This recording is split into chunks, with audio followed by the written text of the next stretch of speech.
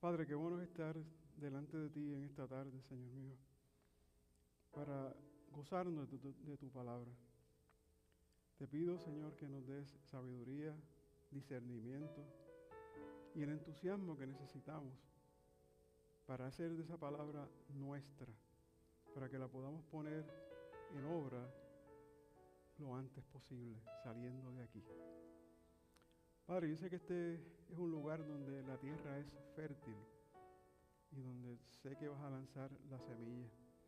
Y sé también que hay terrenos que pueden producir al 30, al 60 y al 90. Y si eso es así, ¿por qué no hacerlo? Todo te lo pedimos en el nombre de tu Hijo Jesús. Amén. Yo no les voy a pedir que se pongan de pie nuevamente, porque no tienen que hacerlo. No tienen que hacerlo. Imagínense, cada vez que uno lee la palabra, entonces tendrían que ponerse de pie. No es necesario. Pero vamos a leer hoy la perícopa que nos corresponde, que es desde el versículo 12 hasta el versículo 20 del capítulo 5 de Santiago. La semana pasada hablamos de Santiago capítulo 5 del 1 al 11 y hoy nos corresponde la última perícopa del último pasaje de la carta de Santiago. Y dice así: pero sobre todo, hermanos míos, no juréis ni por el cielo, ni por la tierra, ni por ningún otro juramento, sino que vuestro sí sea sí y vuestro no sea no, para que no caigáis en condenación. ¿Está alguno entre vosotros afligido? Haga oración. ¿Está alguno alegre? Cante alabanzas. ¿Está alguno enfermo entre vosotros?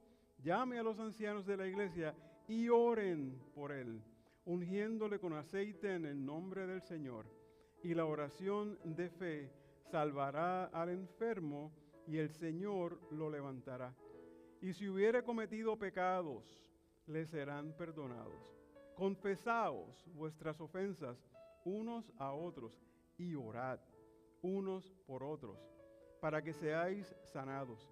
La oración eficaz del justo puede mucho.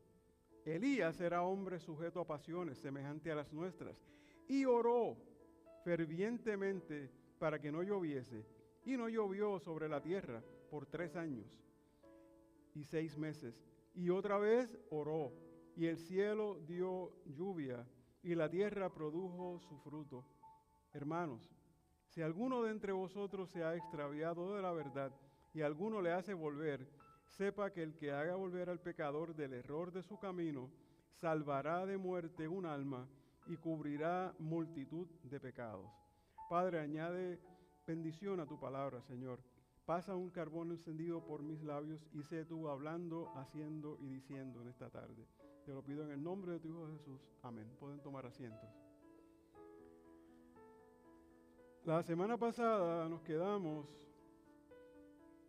quedamos hablando de unos versículos en el capítulo 5, versículos 1 al 11, donde Santiago está haciendo una exhortación bastante fuerte contra los ricos y los opresores, y los insta a la paciencia. Ese es uno de los llamados, a la paciencia. Pero también no deja de hablar del abuso que tenían esta gente ricos con los trabajadores. Entonces, para nosotros poder hacer efectivo lo que vamos a estudiar en esta tarde, el mensaje de esta tarde, necesitamos unir estos versículos con aquellos. La carta fue escrita, como he dicho en otras ocasiones, como una carta completa. Imagínense, yo tuve la oportunidad de estudiar en la Universidad de Houston, cuando aquello no habían emails, ni habían text messages, ni nada de esas cosas. Y cuando me llegaba una carta de mi familia, yo no leía el primer párrafo y la guardaba, ¿verdad? Así que la carta se debe leer completa. Pues así mismo pasa con esta. Y hay una unión entre una cosa y otra, entre lo que leímos la semana pasada y lo que vamos a leer esta semana. Por ejemplo, en la semana pasada se habló de este vituperio, se le puede decir así, que estaban pasando esta gente. Y entonces comienza el primer versículo diciendo versículo 12, pero sobre todo. Ese sobre todo me lleva a todo lo anterior. Es un repaso que tengo que hacer de todo lo anterior. Si usted busca otras versiones que no son Reina Valera 1960, muchas de ellas van a comenzar con sobre todo. No dice pero, dice sobre todo. Muchas de ellas son quizás más dinámicas, menos sobrias, pero muy buenas versiones, como la Nueva Traducción Viviente, por ejemplo. Dice, pero sobre todo, hermanos míos, no juréis ni por el cielo, ni por la tierra, ni por ningún otro juramento, sino que vuestro sí sea sí y vuestro no, no, para que no caigáis en tentación. Debo hacer el paréntesis de Pedro aquí para mencionar algo. En aquel entonces, el juramento era frecuente y permitido, siempre y cuando no se hiciera en el nombre del Señor. Y aún así, haciéndose en el nombre del Señor, era válido siempre y cuando usted cumpliera con el juramento. Donde no se incitaba a jurar era cuando el juramento se iba a hacer y no se cumplía a nombre de nadie. O sea que el juramento era algo que se pronunciaba con demasiada frecuencia. Pueblo cristiano, pueblo no cristiano. Así es que empieza diciendo, pero sobre todo, y se lo está diciendo, ricos, ¿verdad? Abusadores.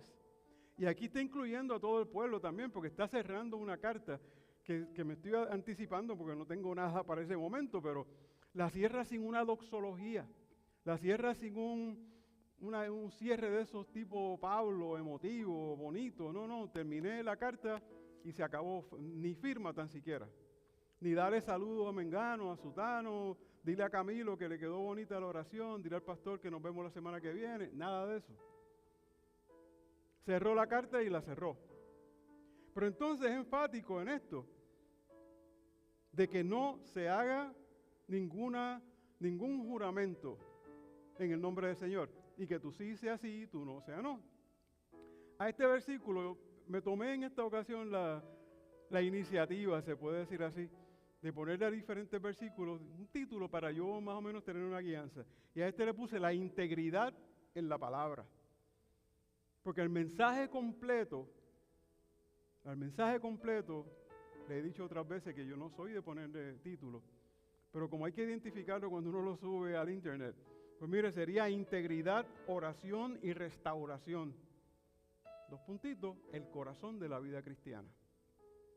Y esto, si usted lee solamente el versículo 12 de por sí, usted dice, ¿qué tiene que ver esto con la opresión?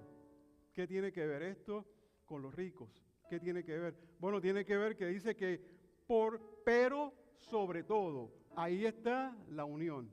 Pero sobre todo, ¿sobre qué? Sobre toda la exhortación que hice anteriormente.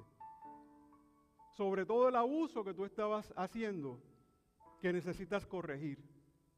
Sobre la paciencia que le pedí al pueblo, como la de Job, como terminé hablando de Job y de los diferentes de Isaías, de Jeremías, de Ezequiel.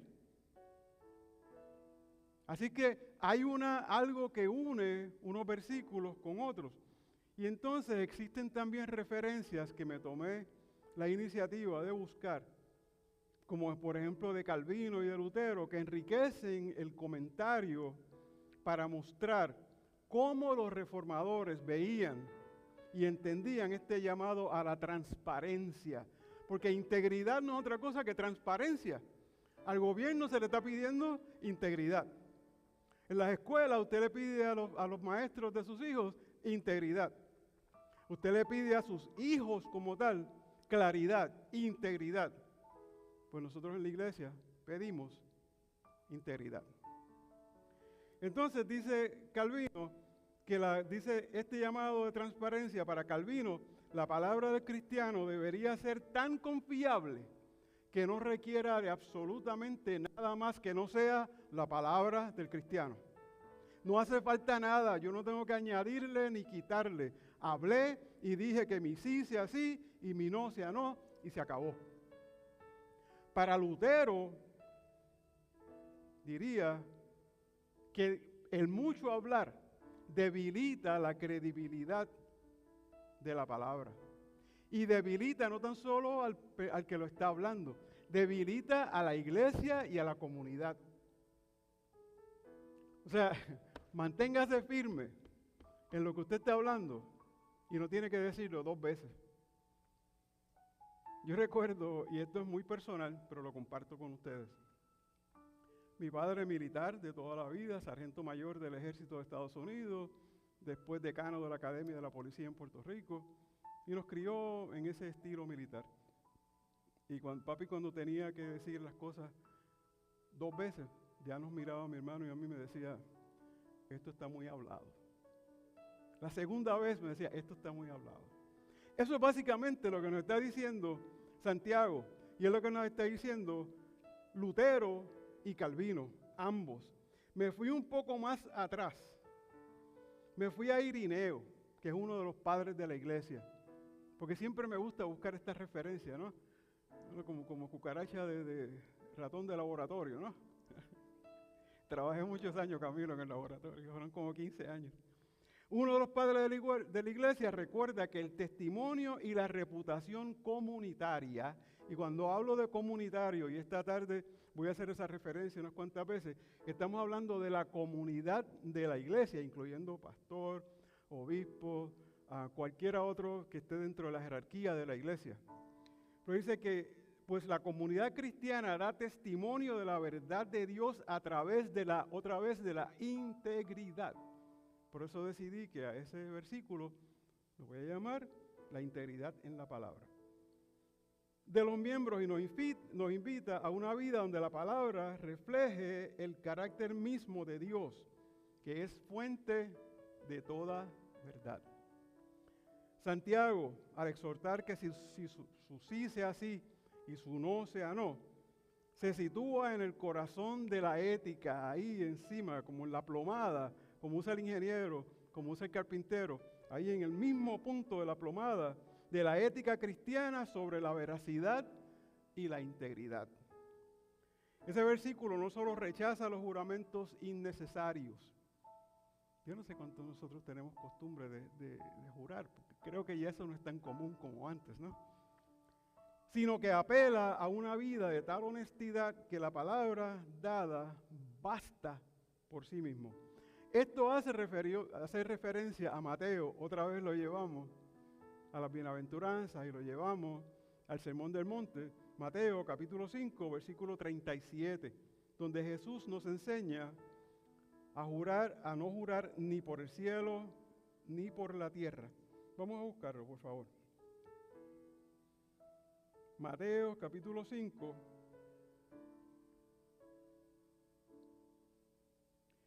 versículos 33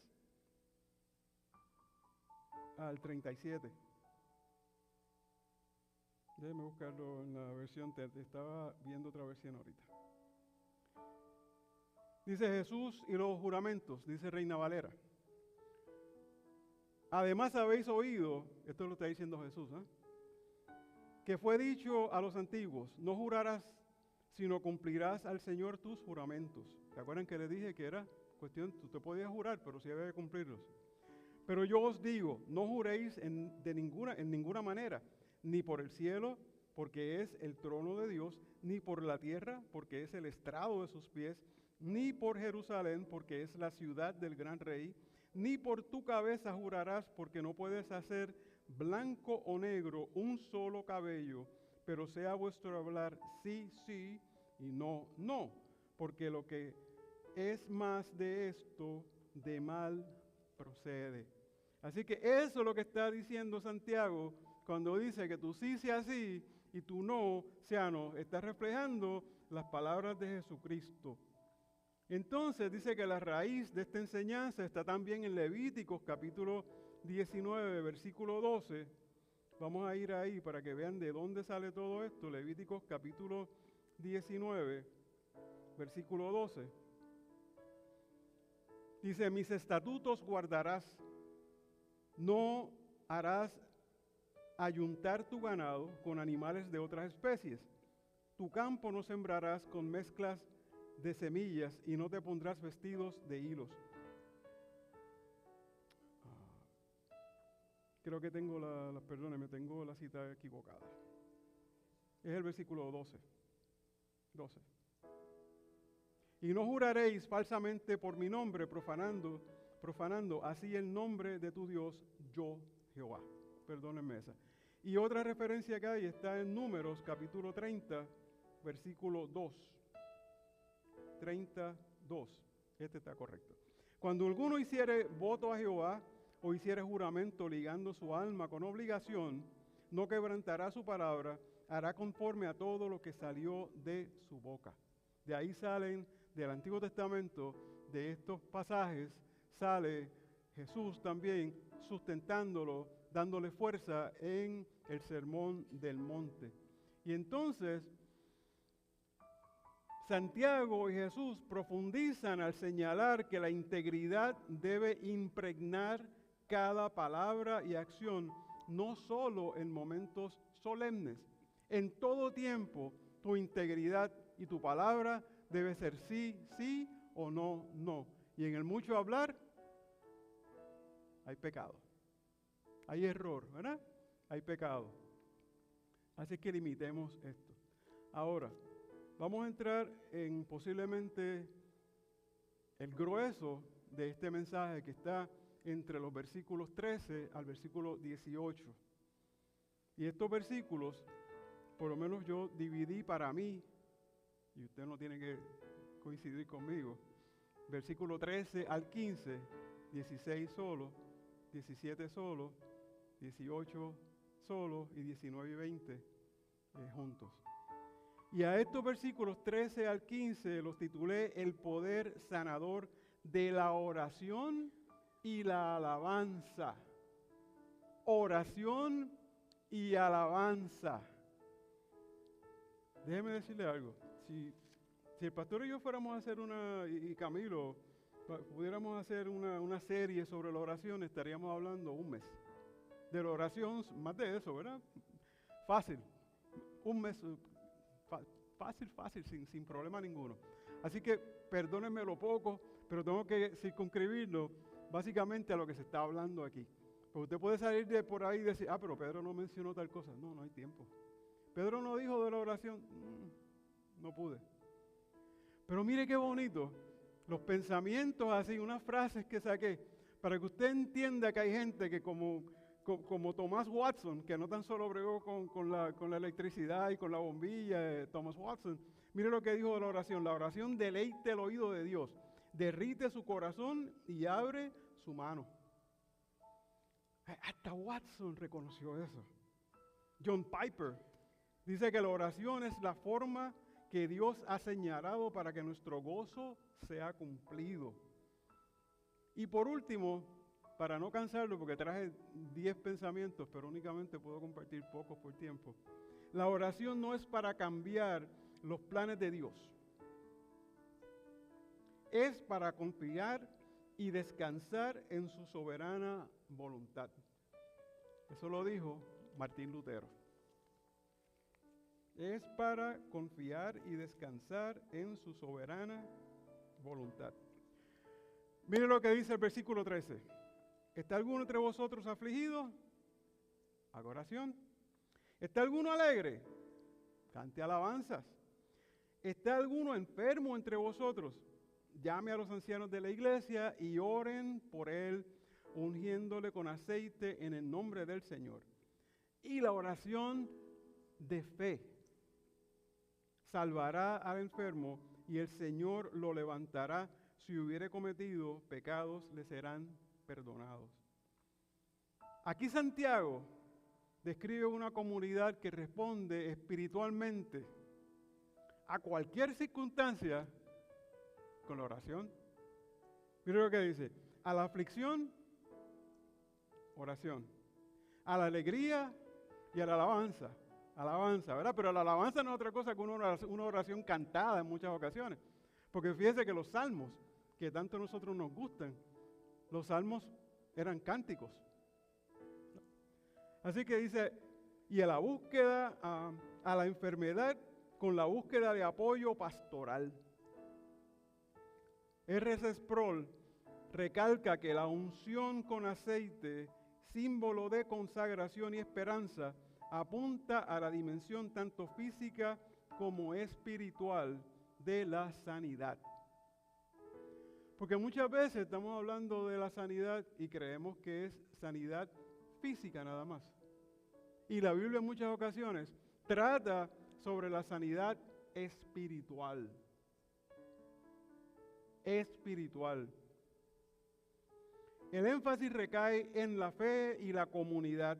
Cuando dice la oración de fe salvará al enfermo, no es una fórmula mágica, sino una relación de confianza en la voluntad del Señor. Busque conmigo primera carta de Juan, capítulo 5.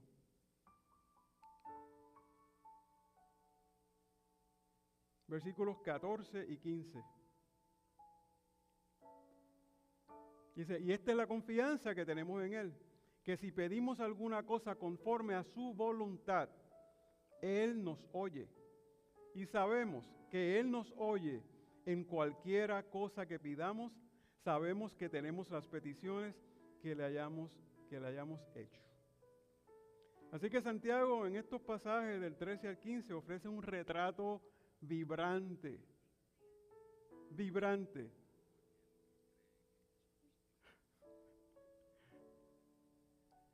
de la comunidad cristiana, donde la oración y la alabanza son respuestas naturales ante cualquier situación. ¿Usted entiende? O sea, pasó cualquier cosa y ¿qué es lo primero que hacemos? ¿Qué es lo primero que debemos hacer que no hacemos? Orar, pedirle al Señor. Pero nosotros recurrimos al Señor usualmente de último. Recurrimos al Señor cuando ya tenemos el agua hasta la nariz. Entonces es que nos recordamos de que tenemos un teléfono que contesta a las 24 horas. Entonces que vemos el poder del Señor, lo vemos luego, porque la oración, lo vamos a ver más tarde, del justo, el Señor la escucha. El Señor la escucha. Esta parte, mire, la dividí así rapidito. Dice, la exhortación para orar en aflicción conecta con Filipenses, capítulo 4, versículos 6 al 7, donde Pablo nos dice, nos anima y nos dice, no estéis afanosos, sino sean conocidas vuestras peticiones delante de Dios en toda oración y ruego. Y usted me va a decir, Pedro, pero es lo mismo, oración y ruego. Hasta cierto punto sí, pero una tiene como un... Oración puede ser algo que usted recite, que usted esté leyendo. O eso puede ser catalogarse como una oración. Pero un ruego, una súplica, un clamor, gracias hermana, y eso es distinto. Y eso ahí es uno casi con la cabeza puesta ahí sobre la tierra y uno con tratando con esa comunión íntima, como dice el Salmo 25, el versículo 14, con esa comunión íntima que es la que distingue al creyente.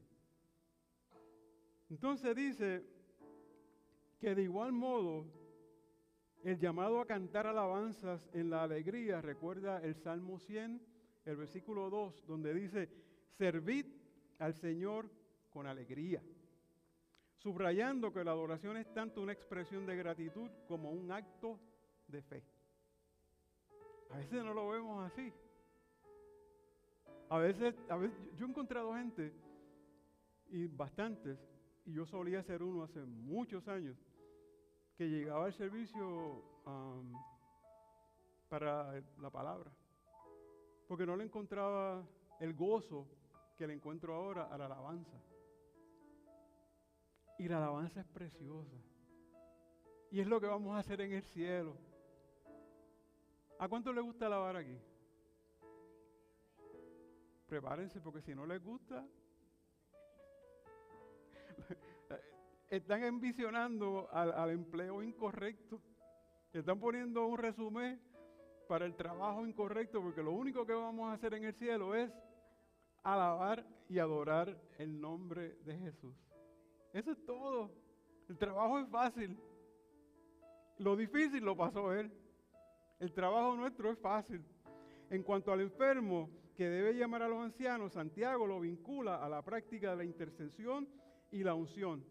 Eso lo refleja Marcos capítulo 13, donde los discípulos ungían con aceite a muchos enfermos y sanaban.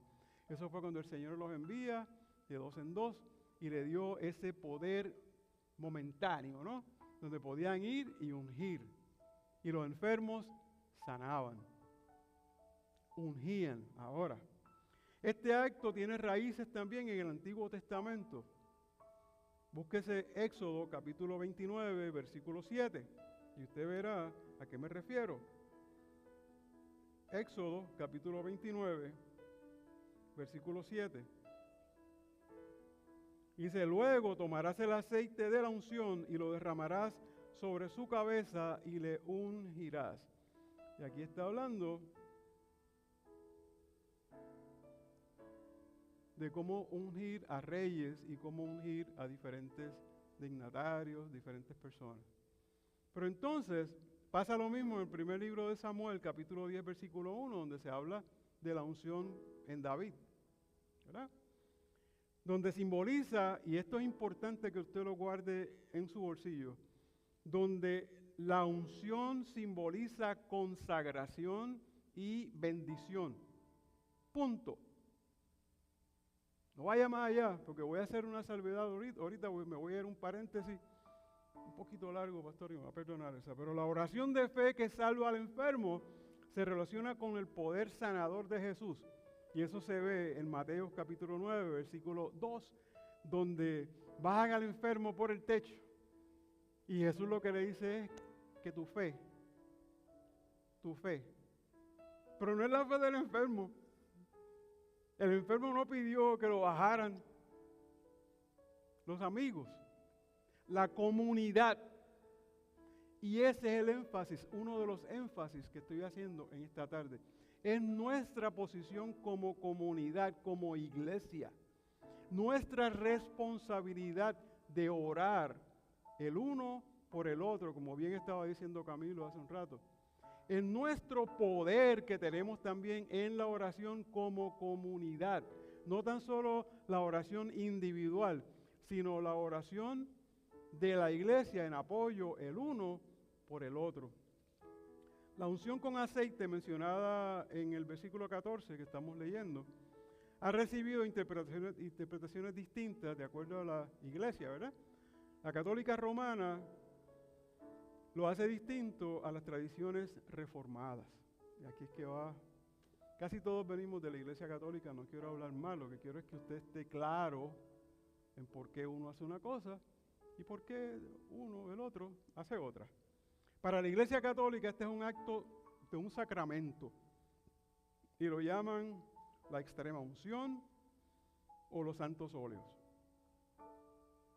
Y se le ha añadido también la Eucaristía en ocasiones cuando hay casos de gravedad y quizás el paciente, se me fue la medicina aquí, quizás la persona que está recibiéndolo está moribundo o está en una dificultad de salud bastante grande. Se considera un medio por el cual Dios concede gracia especial al enfermo para fortalecerlo, aliviarlo. Esto lo saqué, este pensamiento, de una Biblia católica. ¿Okay? Aliviarlo y, si es de la voluntad divina, sanarlo física y espiritualmente. El rito, esa es mi palabra, porque lo que hacemos, o sea, lo que hace el católico ritual, son ritos. El rito está acompañado de oración formal y de la administración de aceite bendecido por un sacerdote, subrayando el carácter sacramental comunitario como gesto. ¿Entienden eso, verdad? El sacerdote es el que maneja absolutamente todo.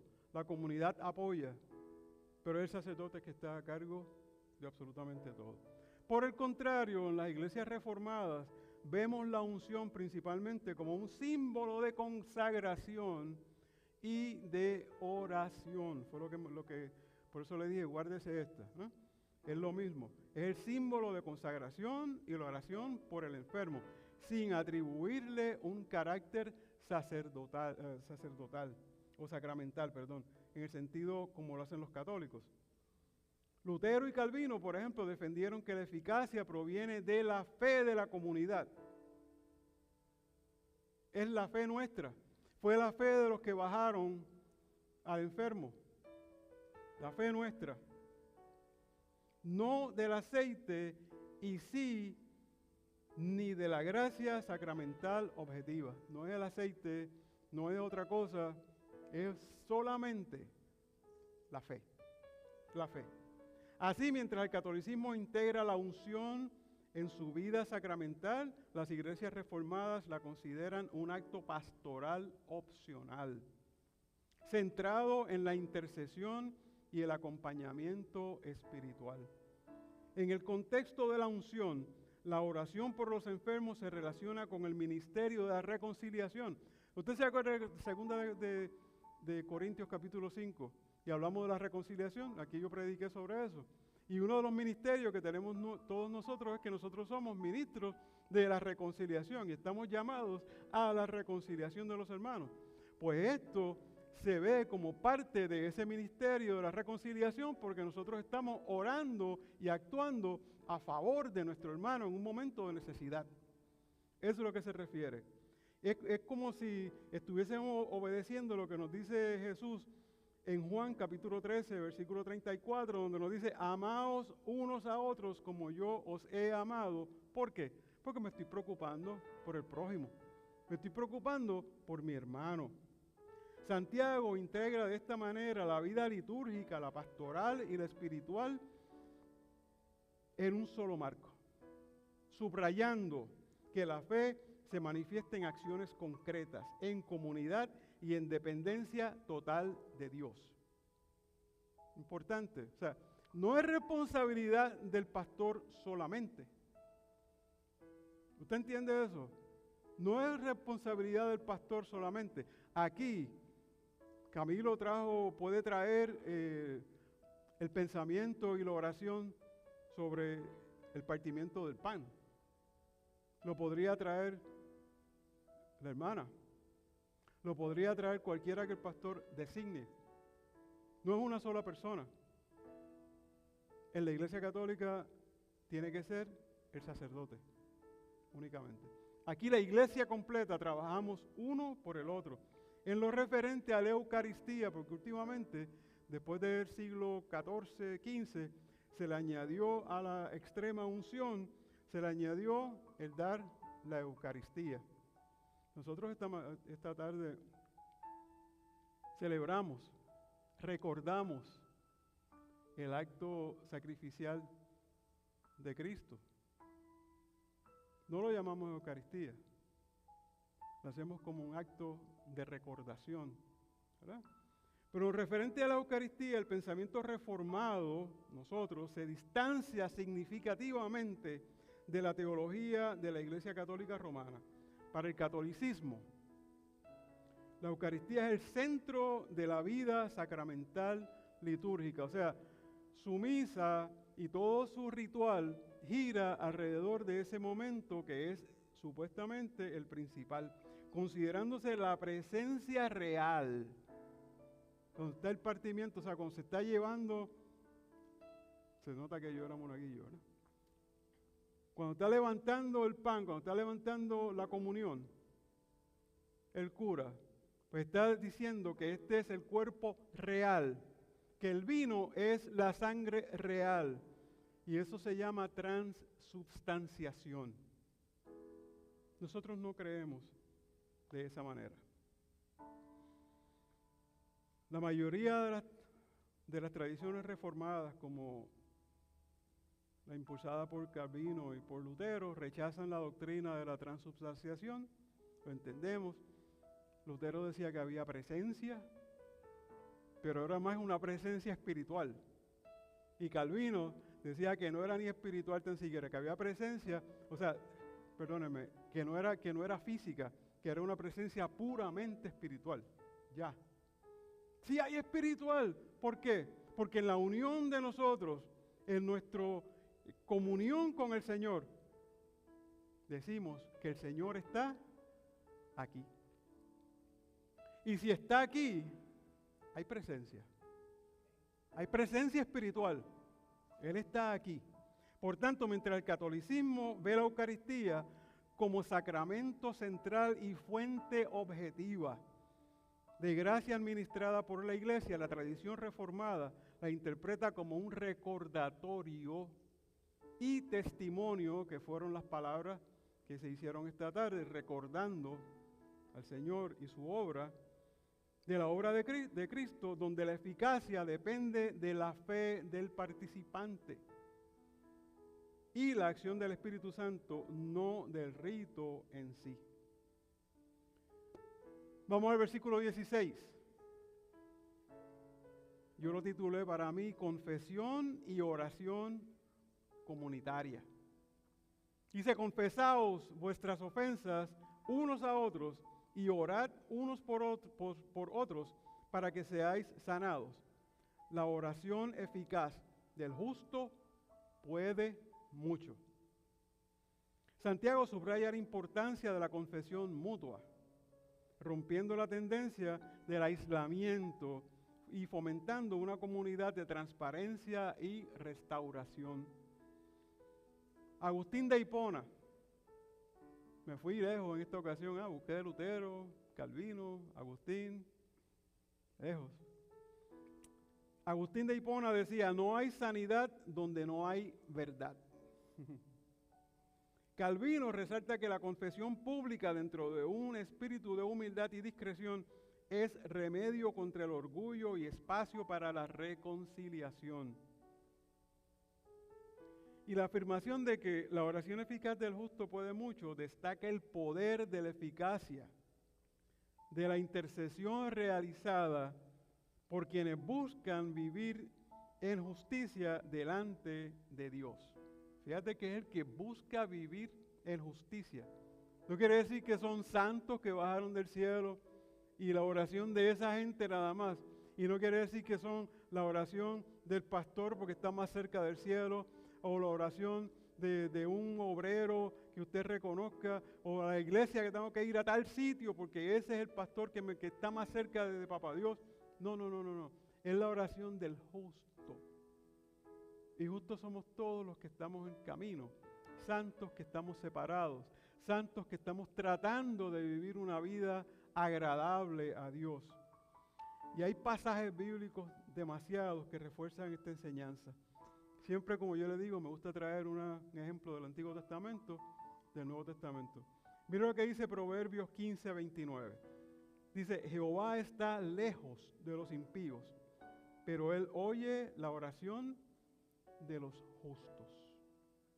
Asimismo, Nuevo Testamento, primera carta de Juan, capítulo 3, versículo 22, dice: y cualquiera cosa que pidiéramos, las recibiremos de Él, porque guardamos sus mandamientos y hacemos las cosas que son agradables delante de Él, mostrando que Él se satisface con nuestra obediencia y la eficacia en la oración. ¿Verdad? Y todavía más.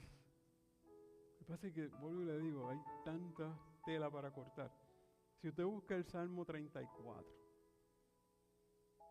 ¿cuántas veces menciona que Él escucha la oración del justo?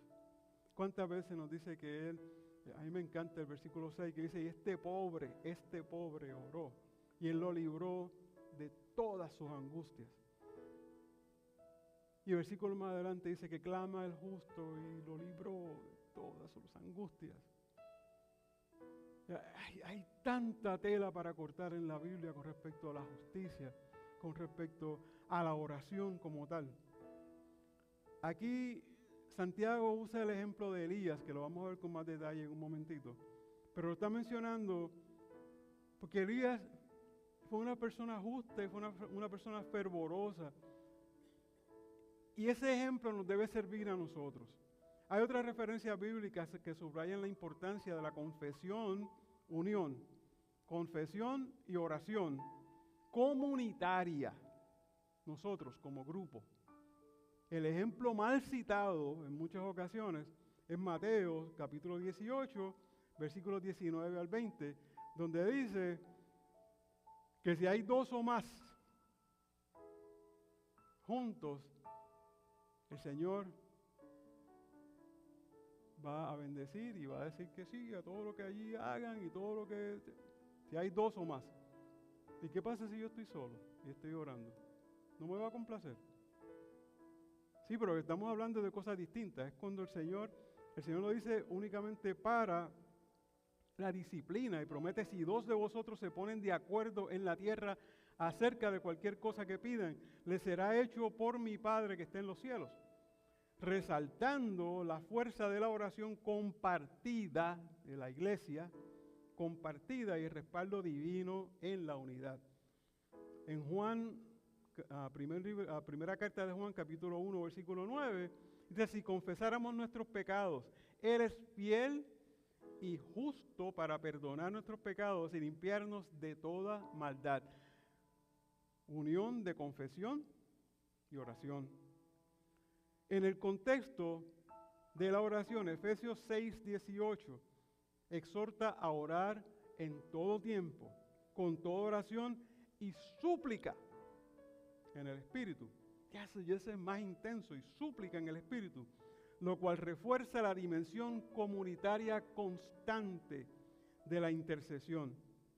Estas referencias demuestran que la confesión y la oración no solo buscan la sanidad individual, sino también la edificación y la restauración de la comunidad de fe, promoviendo un ambiente donde la gracia y la verdad caminan juntas. Aquí va el ejemplo de Elías, versículos 17 y 18. Y lo titulé el ejemplo de oración eficaz, ¿verdad? Primero hablamos de la oración eficaz por allá, pero este es el ejemplo de la oración eficaz. Dice: Elías era hombre sujeto a pasiones semejantes a las nuestras, y oró fervientemente para que no lloviese, y no llovió sobre la tierra por 3 años y 6 meses. Y otra vez oró, y el cielo dio lluvia, y la tierra produjo su fruto. Santiago nos menciona esto porque es un magnífico ejemplo, un ser humano común, pero la oración tuvo un impacto histórico.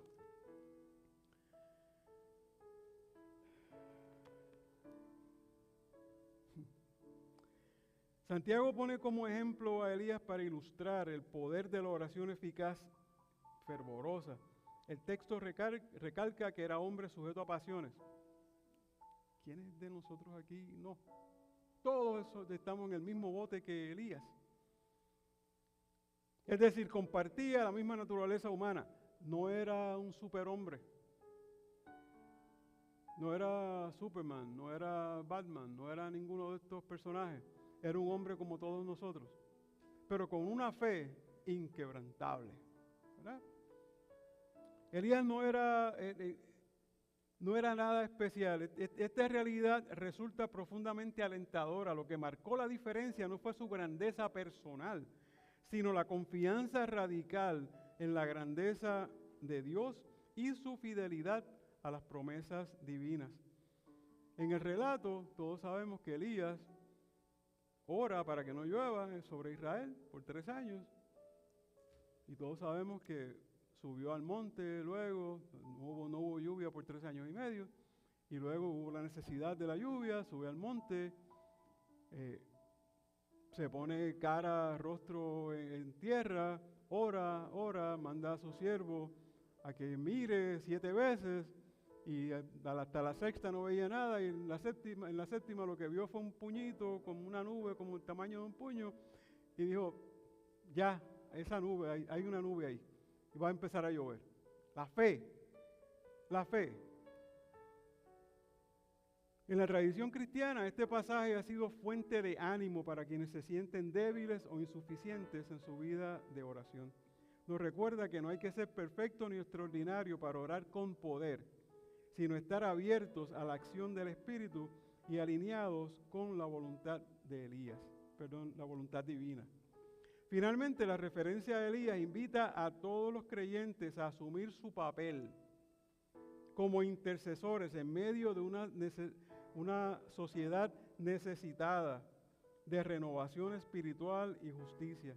Así como Elías oró por la restauración de Israel, la comunidad cristiana está llamada a clamar por la lluvia de la gracia sobre los corazones secos, a perseverar en la oración aun cuando las circunstancias no cambian de inmediato y a confiar en que Dios sigue obrando a través de personas sencillas pero comprometidas con Él.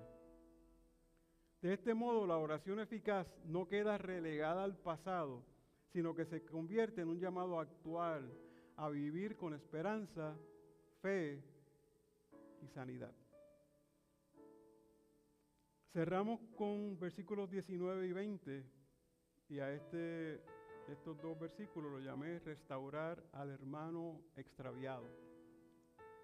Hermanos, si alguno entre vosotros se ha extraviado de la verdad, y si alguno le hace volver, sepa el que haga volver al pecador del error de su camino, salvará de muerte a un alma y cubrirá multitud de pecados. En este cierre de la carta, la dimensión comunitaria y misionera de la vida cristiana es súper importante. Es el centro de todo.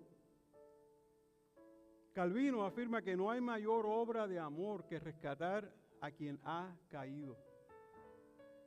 Piper recalca que el discipulado verdadero implica cuidarnos unos a otros y buscar la restauración más que el juicio.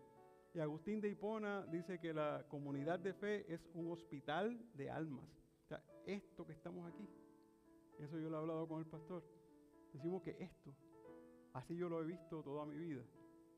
Ruth, no porque seamos médicos, pero lo asocio con que esto es un hospital. Un hospital donde necesitamos sanidad. Sanidad de nuestras almas. Así la disciplina eclesial de la iglesia, ¿verdad? Se orienta a la vida y no a la condenación. ¿Qué me refiero con eso? Restaurar almas, no condenar almas. Restaurar al caído, no señalar al caído. Hace muchos años atrás tuve la experiencia de un hermano en otra iglesia que está recibiendo gente en la puerta y viene alguien que se ausentó por un tiempo. Yo no soy quien para juzgar. Yo lo recibí de la manera que lo recibo siempre. Qué bueno verte nuevamente. Qué bueno que estás aquí con nosotros. Esta es tu casa. Y el hermano que estaba al lado le dice, óyeme, estabas en el mundial, ¿ah? En el mundo, te fuiste. Esa no es nuestra misión. Nuestra misión es rescatar. Total, esa persona, yo sí sabía dónde estaba. Y había estado enfermo. Y había estado preso en el proceso. Pero ¿quién soy yo para pararme aquí a vocear lo que esa persona estaba pasando? No es mi papel, mi misión. Al profundizar en los versículos 19 y 20, hay numerosos comentaristas que han resaltado la importancia de la restauración del hermano extraviado como una dimensión fundamental de la vida cristiana. Note algo, usualmente ese desvío no ocurre súbito, ocurre momentáneo. Dejo de ir a la iglesia hoy, pues, por tal razón, y la pandemia, y estoy más cómodo en casa, y me estoy tomando un café y estoy mirando el YouTube, o no puedo esta semana por, no sé, tenía que ir a lavar el carro, tengo que hacer otra cosa. Cualquiera que sea la razón, pero ocurre una cosa a la vez. Y ya falté este primer domingo, y el próximo domingo no se me hace tan difícil como el primero. Y ya el cuarto o el quinto, entonces esa es donde está nuestra función, de cuando uno ve ese desvío, irlo trayendo poco a poco, poco a poco. William Barclay, en su comentario del Nuevo Testamento, subraya que extraviarse de lo original plan T implica ese desvío gradual. Spurgeon, el príncipe, me gusta decir eso, el príncipe de los predicadores, En sus sermones sobre Santiago enfatiza la nobleza de la tarea de recuperar al que se ha alejado. Y dice Spurgeon, palabra por palabra, textual: salvar de muerte un alma es la mayor obra que puede realizar la iglesia, pues no solo rescata al individuo, sino que preserva la salud espiritual de toda la comunidad. Matthew Henry, en su comentario clásico, destaca que este rescate no es solo una cuestión de disciplina, sino de misericordia y compasión. Dice textual: la iglesia debe ser un espacio de sanidad, donde los caídos son levantados y no condenados. Henry lleva esto a Gálatas capítulo 6, versículo 1, donde dice: si alguno fuere sorprendido en alguna falta, vosotros que sois espirituales, restauradle con espíritu de mansedumbre, subrayando que la restauración debe hacerse con humildad, sin superioridad. Hay una referencia cruzada que es muy elegante, muy bonita, que es de Proverbios capítulo 10, versículo 12, donde dice: el amor cubre todas las faltas, y lo entrelazamos con primera carta de Pedro, capítulo 4, versículo 8, donde dice: el amor cubrirá multitud de pecados. ¿Qué es lo que tienen en común esos dos versículos? El amor. El amor. El amor va a cubrir de faltas. El amor es quien va a cubrir multitud de pecados. Es el amor. ¿Y restauramos con qué? Con el amor. No con crítica, no con desvío, no con empujar al hermano más todavía, sino con amor. O sea que, en resumen, estos versículos constituyen una invitación a la iglesia a ser proactiva en el cuidado mutuo, a buscar al hermano perdido con paciencia y amor, y a celebrar la restauración como un triunfo de la gracia. La restauración del extraviado es uno de los mayores actos de misericordia que contacta el corazón de Dios con su pueblo y convierte la comunidad de un espacio de sanidad y esperanza. Si hago un resumen de esos capítulos, de este capítulo, de estos 8 versículos, digo que Dios nos invita a una vida integral, de oración constante, de confesión mutua y de la restauración del hermano. Es un pasaje que nos muestra la belleza de una comunidad donde la verdad, la compasión y la dependencia de Dios marcan cada aspecto de la existencia cristiana. Siempre me gusta sacar por lo menos 3 enseñanzas. 1, la honestidad es esencial. La integridad, lo traté como integridad. La honestidad es esencial. Nuestra palabra debe ser confiable, ¿verdad? Decía que si el sí sea sí, si el no, el no. 2, la oración y la confesión restauran. La relación viva con Dios y entre nosotros produce sanidad integral. Y 3, el amor busca al extraviado. Y me acuerda a Lucas, ¿verdad? Jesús en Lucas hablando sobre la parábola de la oveja perdida. ¿Nos ponemos en pie?